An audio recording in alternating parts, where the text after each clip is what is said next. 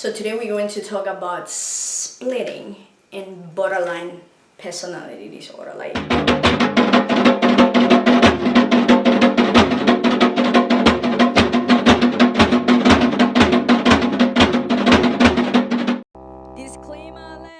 Disclaimer alert. Please pause the video and read the disclaimer.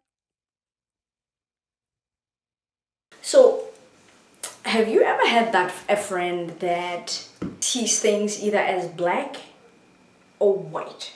You're in or you're out. You are good or bad. I actually heard somebody say an apple tree that gives you a rotten fruit will give you all rotten fruits. It's like the idea that a tree that is an apple tree can give you both rotten and healthy fruits at the same time is unacceptable to them. So, borderline personality, family members or friends or people, or yourself, if you are the one who suffers from borderline personality disorders, they tend to see things in a black and white thing. They don't see the world in a holistic way. They don't understand that there's a lot of gray in between. And it's not just people, it's things, it's sexuality, it's everything has to be either good or bad because they live in a state of safety or unsafe. If you're a teacher or a good teacher, you can be a good teacher today and a horrible teacher tomorrow. The best psychologist today and the worst the world has ever seen tomorrow. So if you make a mistake to them, it's like, hey, I can't trust this person, right? People have to be either perfect and perfectly good, or they can't be trusted, they're bad. And this certainly also goes for them. Sometimes they feel like they're a good person, sometimes they feel like they're the worst person in the world.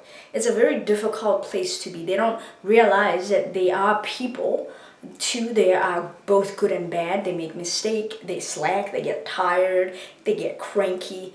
It's either they love themselves or they hate themselves. So I almost want to say don't take it personally when a borderline personality disorder says I'm smiling because I had an experience with a friend of mine who used to think I walk on water, and the minute I disagreed with her, I was the worst person in the world, and she saw my true color. So all the good things and all the things that she loved about me no longer existed.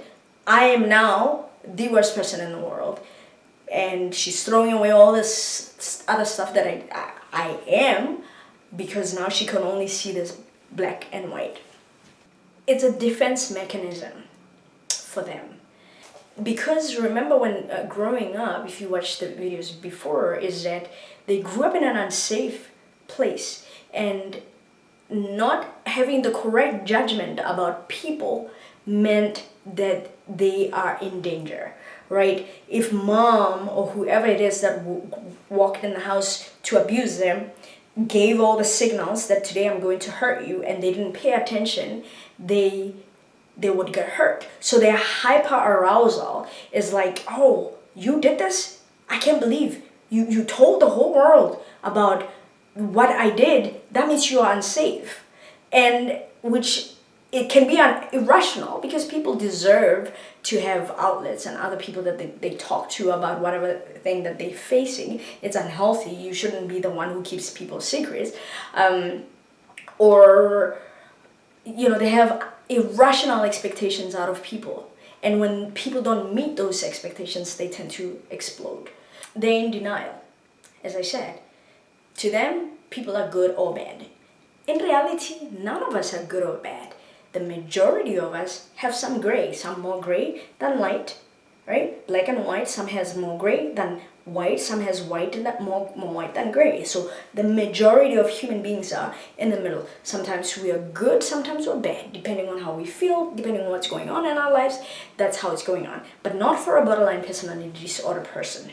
They see you good or bad. You do what I like you, you're good. You don't do what I like, you're bad. I can't trust you, I'm done with you, right? They're in denial about the reality and the facts of life. they can be very passive aggressive. You can sit down with your borderline personality disorder friend or lover or cousin or spouse and say, hey, listen, are you okay? Yeah, I'm fine. How are you feeling about that? Oh, good. But they are not good. They don't trust that they can reveal their true feelings to you and you will understand them. They think that revealing their true feelings to you is going to put them in a vulnerable position. And, growing up, that's probably what they experience. But even though now they are adults, they don't trust that they can withstand what's happening. So it's almost as if you have to try and figure out, are they happy? Are they good? And that passive aggressive often leads to the third issue, which is acting out. They act out. You suddenly see, you remember you ask them, hey, are you okay? Everything good? How's it? Oh, no, I'm good. And then suddenly they ignore you, or they start doing things that they know what is going to annoy you. So they're trying to make you feel how they feel, right? So they act out a lot. You will find yourself thinking, what is going on? And asking what's going on and unable to get answers. It's like, but I asked you, are you okay? And it doesn't matter how specific sometimes you try to get. It's like, what's going on? Nothing. Good, I'm busy, or was working, or I don't care. But in reality, they are stewing and boiling inside. There's an explosion. Number 4 is they project their feelings. This is how you're feeling. This is how it's like you are unhappy, but they are the ones who are unhappy because you're asking what's going on. They project their feelings. So that's what it's like being in a relationship with a person with a borderline personality disorder. So I gave you 4 points. So now, how do you help them? If this is a person you love, it's your friend, is your lover, is your partner, is your child, is your spouse, I don't know, somebody important to you, somebody that you care about, how do you help them if they have borderline personality disorder? Number 1, I think the first thing is cultivating empathy, understanding that it's more of the disease talking than them. That sometimes they see themselves, but they cannot self-regulate. They cannot ground themselves. They cannot get to a place where they're okay. So what they need is empathy. So don't do what they do, good or bad. Oh, she's good, she's bad. Or look at her, she was nice 1 minute and now she's exploding. Think about how, this is the stage where they're unable to self-regulate. And so when they go high, you try to come down. Okay? When you have empathy and you realize that it's the disease talking or the mental illness talking, then you encourage treatment, right? Or you encourage open communication, right? You show empathy, you realize, you understand, okay, it's not the MS disease. You become empathetic and try to deal with the issue at hand and open communication.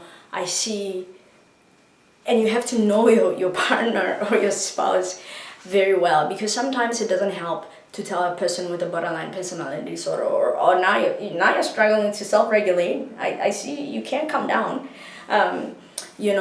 You could just have that open communication, hear from them. How do I help you this time? What do I need to do to help you feel better, or to even make the situation better? So that open communication between you and them. And the most important thing is, remember that they are afraid of abandonment. So remind them that I care. I'm here with you. I'm trying to understand. I'm trying to help. I don't get it, and I'm sorry that I am triggering you, but I'm trying not to trigger you. So remind them of where that you care and you love them and you're with them in it together. And the more they see that you can be trusted, that 2% that I spoke about in my previous video, the little they trust you, the more the brain heals, the more the emotional muscle grows, the less episodes you would have. And you have to set boundaries. You can't be a martyr, right? You know, sometimes people are grateful for you in their lives because you teach them life lessons, but your life lessons become issues that now they have to unlearn. So in 10, what I'm trying to say is, don't forget that sometimes people's healing can be your wounds. So you have to set boundaries and say, okay, I'm willing to go this far, but I want you to also, go to therapy, go to DBT, which is, I think, in my opinion, one of the most effective ways of treating borderline personality disorder, is encourage your loved ones to go and seek help and set your boundaries. And I think that's how you can help a person with borderline personality disorder and deal with splitting in borderline personality disorder. See you in the next video. Deuces.